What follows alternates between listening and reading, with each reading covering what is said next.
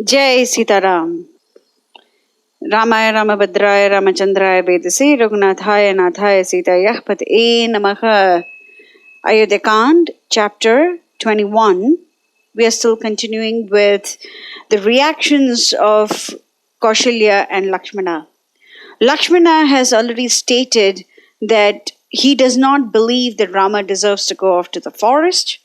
He has told Rama that the world will witness his strength at this moment. He is not going to sit back idly and just wait for things to unfold. And if anybody in Ayodhya or Bharata were to oppose them, he is definitely going to send them to the realms of hell. And he also tells Mother Kaushalya that whether Rama goes off into Deepta Agni, that means blazing fire, or Aranyam, that means the forest, Lakshmana would precede his beloved older brother. Now, Kaushalya's wounded heart is very happy listening to these words of Lakshmana. And she tells Lord Rama that, Rama, you have heard what your brother has to say. Now do as you see fit. And then she also says that a mother also has the same position as a father, and she is not giving him the sanction to go off into the forest. She will have to suffer the taunts of her co-wives. She says that Kashyapa Muni obtained the role of a Prajapati because of his service to his mother, and therefore Rama too can just stay back, serve his mother, and attain great positions. And she also says, how can she live without seeing Rama? And she would much rather eat grass whilst staying close to Rama. Now Rama has listened to what Lakshmana and his mother Kaushalya have had to say, and now he is going to respond. Verse 28.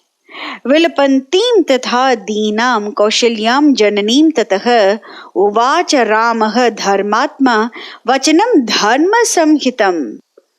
The heartrending laments of his mother had no power to seduce Rama away from the path of duty, and he replied all gently.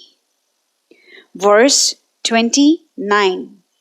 Na asti shaktihi pitur vakyam samatikhramitum mama prasadaye tvam shirasa gantum ichhami aham vanam. On me lies the duty of obeying the commands of my sire. My fealty to you weighs with me no less, but it is impossible for me to do it simultaneously. Besides, my father's orders have the advantage of priority and demand my immediate attention. I dare not set them aside. So I go to the forest and pray you, with my head at your feet, give me your leave and your blessing. So now Rama cites three different examples of sons who obeyed the wishes of their father. Because Kaushalya had mentioned about Prajapati Kashyapa, who obtained the position of Prajapati thanks to his service towards his mother, now Rama is giving examples of great personalities who obeyed the orders of their father. Verse 30.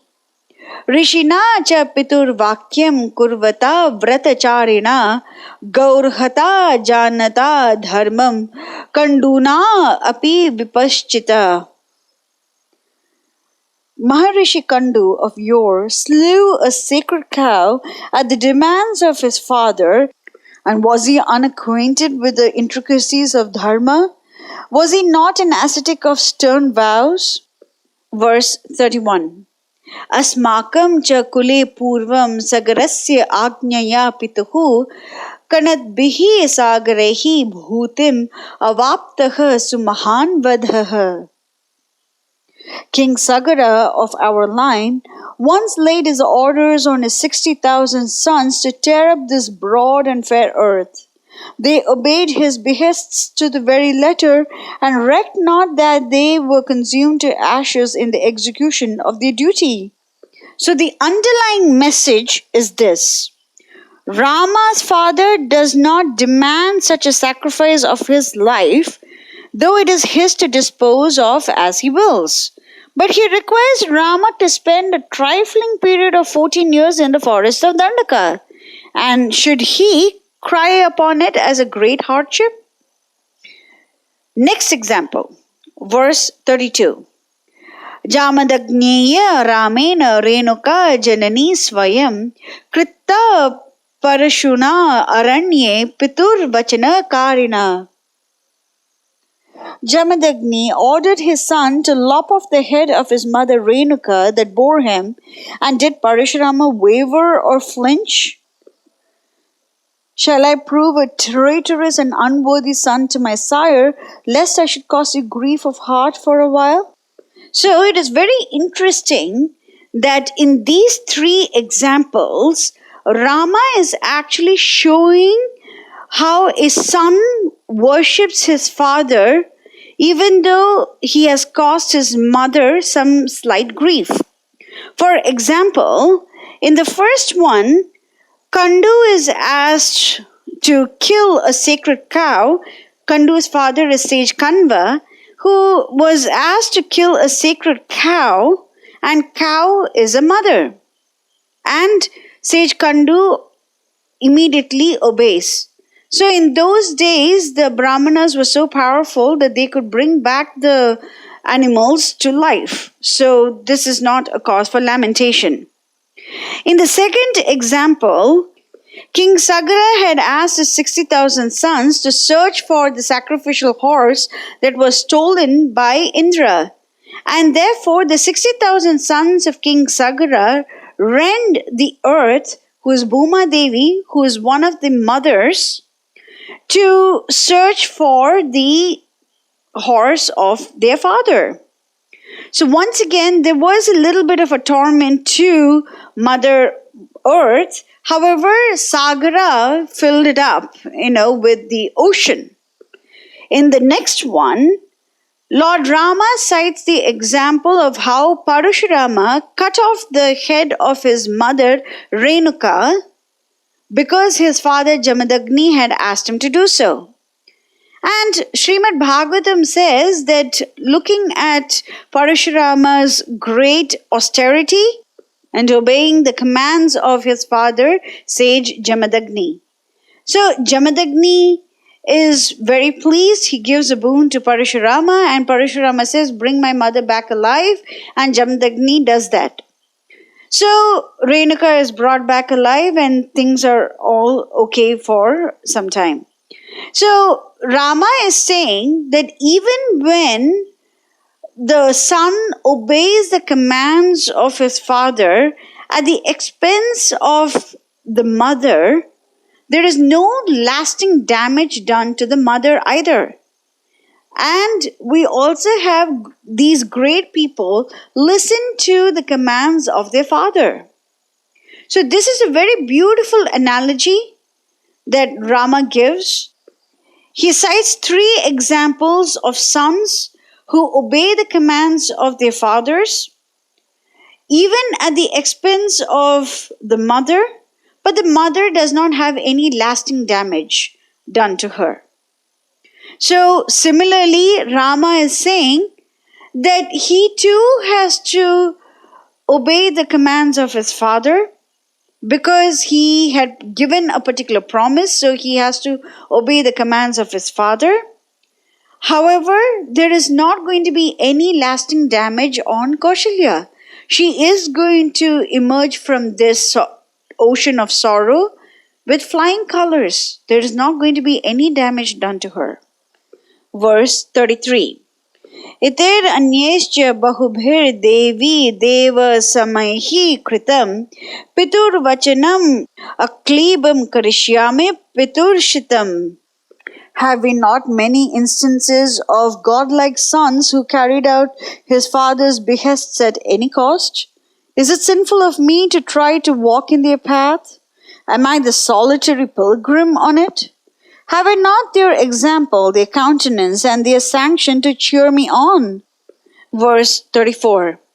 Na khalav etan maya ekena kriyate pitra shasanam eter api kritam devi ye maya tava kirtitah. My dear mother, I am not the only one to act according to father's command. Those I have mentioned to you hitherto also complied with your father's command. Verse 35. Naham dharmam apurvam te pratikulam pravartaye purvehi ayam abhipretah gatah margo anugamyate. It is no new hobby of my invention. It is a law of man, and it is no rare merit in me if I fulfill it. Verse 36. Tad etat tu maya karyam kriyate bhuvina anyatha piturhi vachanam kurvan na kaschin namahiyate. I will sacrifice anything to spare you the slightest pang, but since I cannot, consistent with the discharge of my duty, I console myself with the hope that no one has to come to grief till now who happened to cause some grief to his mother and carried out his father's commands. So he first addresses Mother Kaushalya and he gives her 3 examples of great godlike personalities who obeyed the commands of their father without any lasting grief inflicted on the mother. And he says he has to follow that path. He has to follow the path of duty, the path of dharma. And now he turns towards Lakshmana and he speaks the following words. Verse 37. Tam evam uktva jananim Lakshmanam punar abravit tava Lakshmana janami mayi sneham anuttamam. Unrivaled in persuasive eloquence as in valor with the bow, he next addressed himself to his beloved brother Lakshmana and said, verse 38, Tava Lakshmana janami mahi sneham anuttamam vikramam chaiva satyam cha tejascha sudurasadam. O brother mine, you do me but scant justice to think I know not your boundless love and devotion to me, your prowess, your fortitude, and your all-consuming energy. Because Lakshmana had mentioned that he will stand by Rama, he will use the power of his bow, he will use the strength of his arm to make sure that justice is prevailed, to make sure that Rama doesn't have to go to the forest for an error that he did not commit, as a punishment for a crime that he did not commit. Rama should stay in the palace, and anyone who opposes Rama, like say any of the Ayodhya Vasis or even Bharata, they will all meet death at the hands of Lakshmana. So this was Lakshmana's vow that he will do whatever it takes to protect Rama. So Rama says, I janami mai sneham anuttamam. Janami, that means I am aware of Tava Lakshmana, that means you, Lakshmana, mai, that means for me, sneham anuttamam. That means non-paralleled love, highest affection towards Rama. So who does Lakshmana love the most? It is Rama. As simple as that. So Rama says, Tava Lakshmana janami mayi sneham anuttamam. Sneham anuttamam. And therefore Rama is telling us that whatever reaction Lakshmana is having is only because of that exceptional love that he has towards Rama. It is not that Lakshmana just considers violence as the only means to an end. It is because of that unparalleled love that he has towards Rama that he is saying all of these words through exceptional grief. And then he says, I also know your Vikramam, that means your heroic valor, your Sattvam, that means your strength, and your Tejasam, that means your splendor, and sudurasadam. It's unassailable. You cannot be conquered. So Rama himself has predicted that if Lakshmana were to go ahead and wage a war, no one would be able to defeat him. So the fact that Lakshmana says that I am going to defeat anyone who stands in your way, who opposes you, I'm going to defeat them. Rama is saying, yeah, Lakshmana is more than capable of doing this. Because of Vikramam, Satyam, Tejascha, Sudurasadam. And he says, all of these qualities in Lakshmana is only because of Mai Sneham Manuttamam.